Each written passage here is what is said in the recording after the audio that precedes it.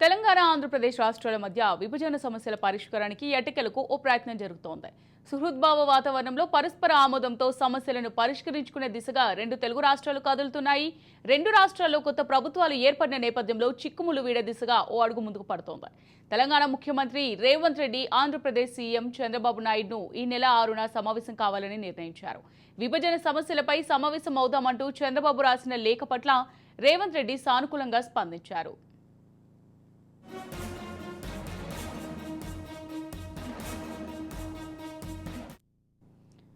చంద్రబాబు చేసిన ప్రతిపాదనకు అంగీకరిస్తూ బేగంపేటలోని మహాత్మా జ్యోతిరావు పూలే ప్రజాభవన్లో సమావేశం అవుదామంటూ సమాచారం ఇచ్చారు. సమావేశానికి రావాల్సిందిగా చంద్రబాబును ఆహ్వానించారు.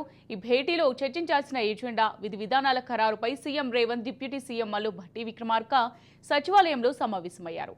విభజన సమస్యలు, ఇతర అంశాలపై చర్చించారు. మంత్రులు తుమ్మల, కోమటిరెడ్డి, వెంకటరెడ్డి కూడా ఇందులో పాల్గొన్నారు. కాగా ఇరువురు సీఎంల సమావేశానికి ఏర్పాట్లు చేయాలని అధికారులను సీఎం ఆదేశించారు. ఈ మేరకు అధికారులు ఏర్పాట్లతో పాటు భేటీకి అవసరమైన ఎజెండాను రూపొందిస్తున్నారు. ఈ నెల 6న మధ్యాహ్నం తర్వాత సమావేశం ప్రారంభం కానుంది.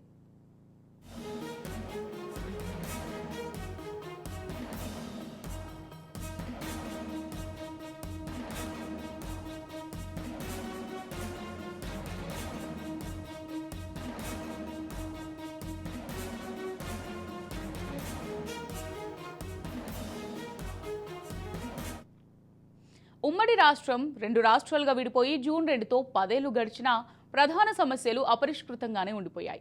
ఆంధ్రప్రదేశ్ పునర్వ్యవస్థీకరణ చట్టం 2014లోని సంస్థలు, వాటి ఆస్తులు, అప్పులు, నిధుల పంపిణీ ఎటూ తెలియలేదు. కేంద్ర హోంశాఖ ఆధ్వర్యంలో ఇరు రాష్ట్రాల అధికారులతో పలుమార్లు సమావేశాలు జరిగినా, రెండు రాష్ట్రాల ముఖ్యమంత్రుల మధ్య చర్చలు జరిగినా పరిష్కారానికి నోచుకోలేదు.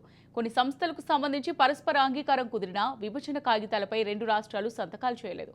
కొన్ని కీలక సమస్యలు అపెక్స్ కౌన్సిల్ ద్వారానే పరిష్కారం అవుతాయని తెలిసినా అందులో సభ్యులైన ఇరు రాష్ట్రాల సీఎంలు మాత్రం చొరవ చూపలేకపోయారు.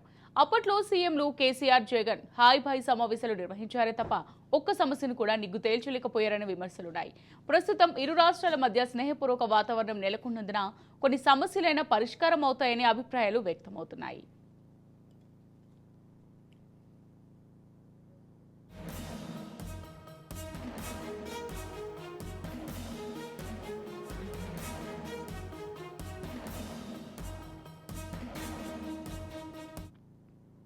CID head quarters, lake view అతిథి గృహం, హెర్మిటేజ్ కార్యాలయ భవనం మినహా మిగిలిన అన్ని భవనాలను తెలంగాణకు అప్పగించడానికి సిద్ధంగా ఉన్నట్టు ఏపీ లేఖ రాసింది. దీనిపై తెలంగాణ నిర్ణయం తీసుకోవాల్సి ఉంది. పాత సెక్రటేరియట్లో ఉన్న భవనాలు, స్థలాన్ని అసెంబ్లీ ప్రాంగణంలోని శాసనసభ, శాసనమండలి భవనాలను 2019లోనే తెలంగాణకు ఏపీ అప్పగించింది. CID head quarters, lake view అతిథి గృహం వంటి వాటిని జనాభా దామాషు ప్రకారం 58.32, 41.68 పద్ధతిన పంచాలని ఏపీ కోరుతోంది. కాగా 9వ స్కెడ్యూల్లో కేంద్రం చేర్చిన మొత్తం 91 సంస్థలకు చెందిన ఆస్తులు, అప్పులు, నగదు, నిల్వలు, ఉద్యోగులను రెండు తెలుగు రాష్ట్రాల మధ్య పంపిణీ చేయడానికి కేంద్ర ప్రభుత్వం షీలా భిడే కమిటీని వేసింది. ఇందులో 68 సంస్థలపై తమకు ఎలాంటి అభ్యంతరాలు లేవని తెలంగాణ తెలిపింది. మిగతా 23 సంస్థలకు సంబంధించి ఇరు రాష్ట్రాల మధ్య పేచీ నెలకొంది. ఇందులో ప్రధానంగా APSRTC, AP state finance corporation, AP Genco, AP Transco వంటి సంస్థల ఆస్తులపై ఏకాభిప్రాయం కుదరడం లేదు. ఈ అంశం ఇరువురు సీఎంల సమావేశంలో చర్చకు వస్తుందని సమాచారం.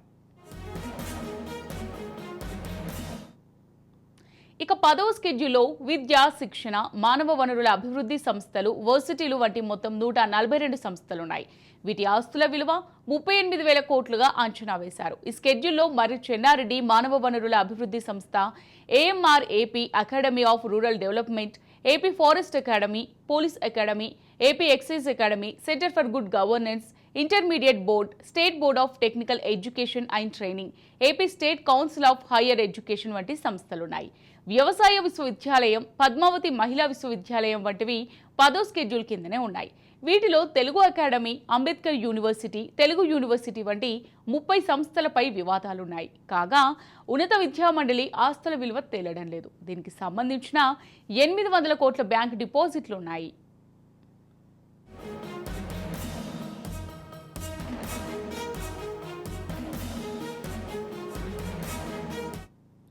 తెలుగు రాష్ట్రాల మధ్య విద్యుత్ బకాయిల వివాదం 10 ఏళ్లుగా పరిష్కారానికి నోచుకోవడం లేదు. రాష్ట్ర అవతరణ అనంతరం 2014 జూన్ 2 నుంచి 2017 జూన్ 10 దాకా ఏపీ జెన్కో నుంచి తెలంగాణ తీసుకున్న విద్యుత్తుకు గాను 3441.78 కోట్లను సకాలంలో చెల్లించినందుకు ఆలస్య రుసుము సర్ఛార్జ్ కింద 3315.14 కోట్లు కలిపి 6756 కోట్లు కట్టాలని ఏపీ అడుగుతోంది. అయితే ఏపీ నుంచే తమకు 17,828 కోట్లు రావాల్సి ఉందని తెలంగాణ చెబుతుంది. ఏపీకి కట్టాల్సిన కరెంటు బిల్లులు, ఆలస్య రుసుము సర్ఛార్జ్ మొత్తం 4,887 కోట్లు పోను ఇంకా తమకు 12,940 కోట్లు రావాల్సి ఉందని అంటోంది. ఈ వివాదాన్ని తేల్చడానికి చాలా ప్రక్రియలు జరిగినా ఏవీ కార్యరూపం దాల్చడం లేదు.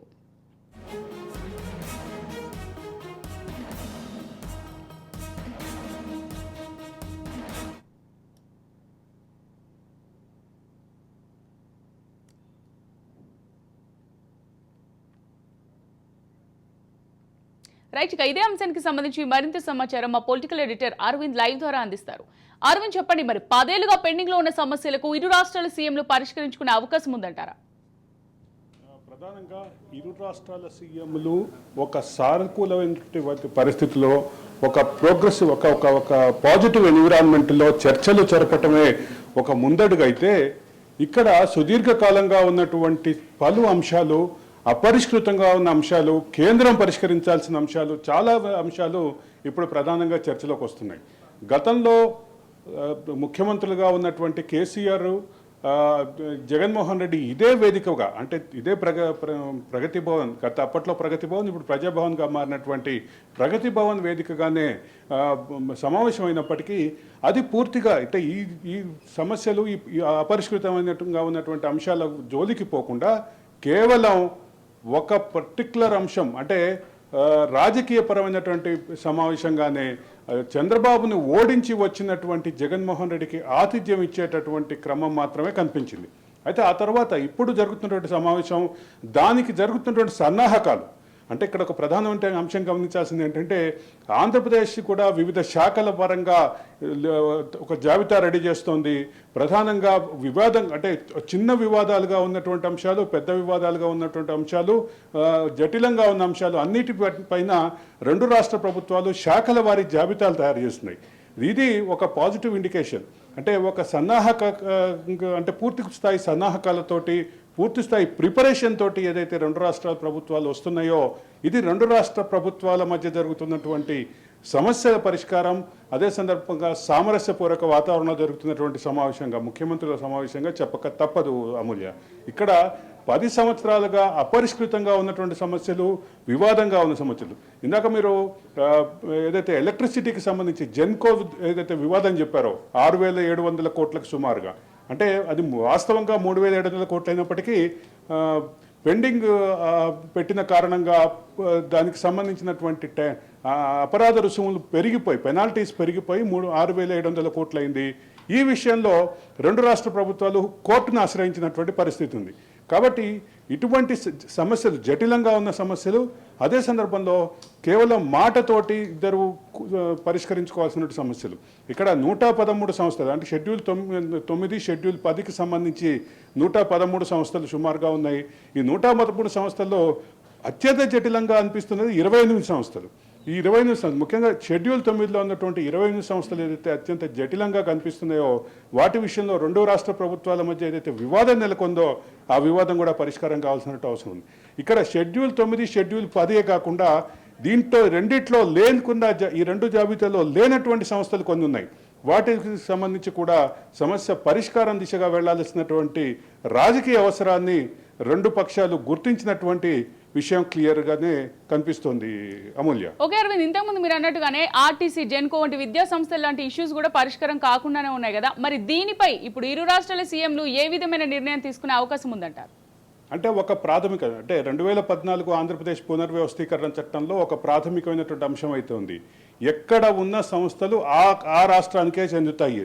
ఆ క్రమంలోనే వచ్చినటువంటి ఎన్టీఆర్ హెల్త్ యూనివర్సిటీ కానీ, పద్మావతి మహిళా విశ్వవిద్యాలయం కానీ, మరికొన్ని సంస్థలు కానీ ఆంధ్రప్రదేశ్ రాష్ట్రానికి చెందగా, ఇక్కడ అంటే NIRD, national institute of rural development, జాతీయ గ్రామీణాభివృద్ధి సంస్థకి అంటే దానికి ప్రత్యామ్నాయంగా తెలంగాణ అప్పటి ఆంధ్రప్రదేశ్ రాష్ట్రం ఏర్పాటు చేసినటువంటి ఎలిమినేటి మాధవరెడ్డి గ్రామీణాభివృద్ధి సంస్థకు సంబంధించిన అంశం కానీ, అదే సందర్భంలో తెలుగు అకాడమీకి అంబేద్కర్ ఓపెన్ యూనివర్సిటీకి సంబంధించిన అంశం కానీ, అట్లాగే centre for good governance CGG అంటారు, సిజీజీకి సంబంధించిన అంశం కానీ, మర్రి చెన్నారెడ్డి మానవ అభివృద్ధి సంస్థకు సంబంధించిన వ్యవహారం కానీ, ఇటువంటి కొన్ని సంస్థలు అయితే జటిలంగానే ఉన్నాయి. ఎందుకంటే ఇవి హైదరాబాద్ నగరంలో ఉన్నాయి, తెలంగాణ రాష్ట్రంలో ఉన్నాయి కాబట్టి వాటికి సంబంధించినటువంటి విషయాన్ని ఇప్పుడు రెండు రాష్ట్ర ప్రభుత్వాలు పట్టుబడుతున్నటువంటి పరిస్థితి అయితే ఖచ్చితంగా ఉంది. ఇప్పుడు రెండు రాష్ట్ర ప్రభుత్వాలు హక్కులు ఎవరు వదులుకోవాలి అనేటటువంటి వివాదం ఇట్లాగే ఉంటే, మరోపక్క దీన్ని ఇంతకాలం సాగతీత ధోరణి అవలంబించినటువంటి రెండుసార్లు తెలుగుదేశం, రెండుసార్లు తెలంగాణ రాష్ట్ర సమితి ఇక్కడ అధికారంలో ఉన్నప్పుడు కానీ, ఆంధ్రప్రదేశ్లో రెండు ప్రభుత్వాలు కానీ ఆ రకమైనటువంటి దిశగా సానుకూలమైనటువంటి ప్రయత్నాలు చేయలేదనేటువంటి విషయం చాలా స్పష్టం. ఇక్కడ ఒక ముఖ్యమైనటువంటి విషయం గమనించాల్సింది ఏంటంటే, ఆస్తులు మాత్రమే కాదు, దీనికి సంబంధించినటువంటి సెక్యూరిటీ డిపాజిట్లు కూడా, దీనికి సంబంధించిన ఫిక్స్డ్ డిపాజిట్లు కూడా, ముఖ్యంగా తెలుగు అకాడమీకి సంబంధించిన ఫిక్స్డ్ డిపాజిట్ల వివాదం కూడా ఇంకొక పక్క పెండింగ్లో ఉంది. తెలుగు అకాడమీకి సంబంధించిన ఫిక్స్డ్ డిపాజిట్ల వివాదాన్ని కొంతమంది వ్యక్తులు తప్పుదారి పట్టించారు, అంటే పక్కదారి పట్టించారు, డిపాజిట్లను పక్కదారి పట్టించారంటూ కూడా అతిపెద్ద వివాదం నెలకొన్నటువంటి పరిస్థితి ఉంది.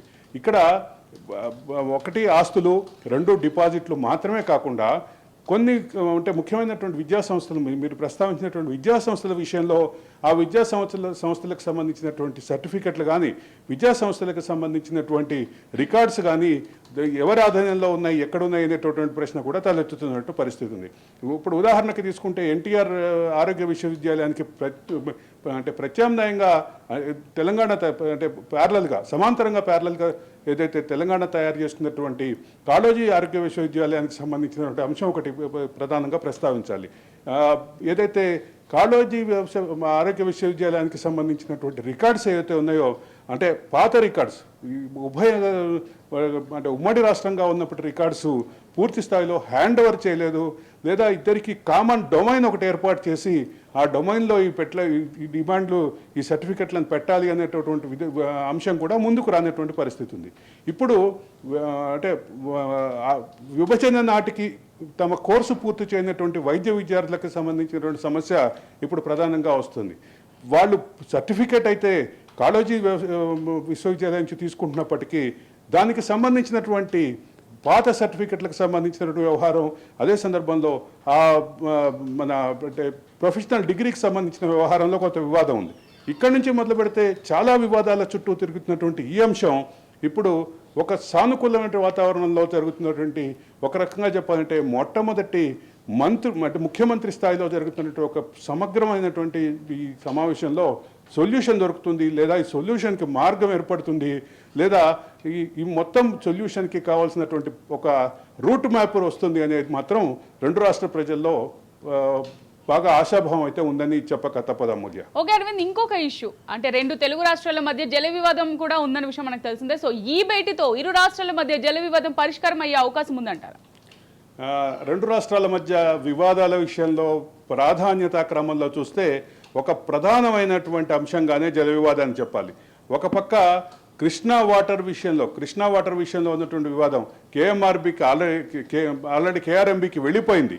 అంటే రెండు రాష్ట్ర ప్రభుత్వాలకి సంబంధించినటువంటి విషయాన్ని పూర్తిగా ఆ ప్రాజెక్టుల నిర్వహణ కూడా కేఆర్ఎంబి పరిధిలోకి వెళ్ళిపోయింది కాబట్టి, కేంద్రం పరిధిలోకి వెళ్ళిపోయింది కాబట్టి ఇప్పుడు అది కూడా ప్రధాన ప్రశ్నార్థకమే. అయితే ఇక్కడ ప్రధానంగా గమనించాల్సిన అంశం ఏంటంటే, ఏదైతే మిగులు జలాలు తెలంగాణకి ఎగువ రాష్ట్రమైనటువంటి తెలంగాణకి మిగులు జలాల కేటాయింపు ఏదైతే జరిగిందో ఆ మిగులు జలాలనే వాడుకోలేదు పూర్తి స్థాయిలో. కాబట్టి ఇక వరద జలాలపై ఎట్లా వాటాన్ని క్లెయిమ్ చేస్తారు అంటూ ఏదైతే ఆంధ్రప్రదేశ్ ముందుకు తీసుకొస్తుందో, ఆంధ్రప్రదేశ్ ముందుకు తీసుకొచ్చేటటువంటి ఏదైతే వాదన ఉందో ఆ వాదనని తెలంగాణ మొదటి నుంచి వ్యతిరేకిస్తూ వస్తుంది. తెలంగాణ వ్యతిరేకించే క్రమంలో వస్తున్న ఆంధ్రప్రదేశ్ చేస్తున్న వాదన ఏంటంటే, మిగులు జలాలనే మీరు వాడుకోలేదు కాబట్టి నికర జలాలని మీరు వాడుకోలేదు కాబట్టి మిగులు జలాలు, వరద జలాల మీద మాకు ఉండేటటువంటి హక్కు, దిగువ రాష్ట్రంగా మాకు ఉండేటటువంటి అంటే అంతర్జాతీయంగా సహజ న్యాయ సూత్రాల ప్రకారం కానీ అంతర్జాతీయంగా నీటిపారుదలకు సంబంధించినటువంటి పంపకాల విషయంలో కానీ ఉన్నటువంటి ప్రాథమికమైనటువంటి ఏదైతే విధానం ఉందో ఆ విధానం ప్రకారం కింద దిగువ రాష్ట్రాలకి సంబంధించిన హక్కుల విషయంలో ఏదైతే అంశం ఉందో అక్కడ అంటే సహజ న్యాయ సూత్రాల ప్రకారం అలాగే సాగునీటికి సంబంధించినటువంటి నీటి పంపకాల విషయంలో ఏదైతే అంశం ఉందో జనరల్ ప్రాక్టీస్ ఏదైతే ఉందో ఆ ప్రకారం ఆంధ్రప్రదేశ్కి ఆ వాటా ఉంటుంది అని ప్రధానంగా ముందుకు తీసుకొచ్చిన అంశం. అలాగే గోదావరికి సంబంధించినటువంటి అంశంలో పట్టిసీమ ప్రాజెక్టు పోలవరంలో అంతర్భాగమా లేదా పట్టిసీమ సపరేట్ ప్రాజెక్టా అనే వివాదం తెలంగాణ చాలా రోజుల నుంచి ముందుకు తీసుకొస్తోంది. అప్పట్లో నీటిపారుదల శాఖ మంత్రిగా ఉన్నటువంటి హరీష్ రావు ప్రధానంగా ఈ వాదాన్ని తీసుకొచ్చారు. ఏదైతే కింద నుంచి పట్టిసీమ నుంచి డ్రా చేస్తున్నటువంటి వాటర్కి సంబంధించినటువంటి అంశాన్ని పరిగణలోకి తీసుకొని వాటాన్ని నిర్ణయించాలి అని చెప్పారు.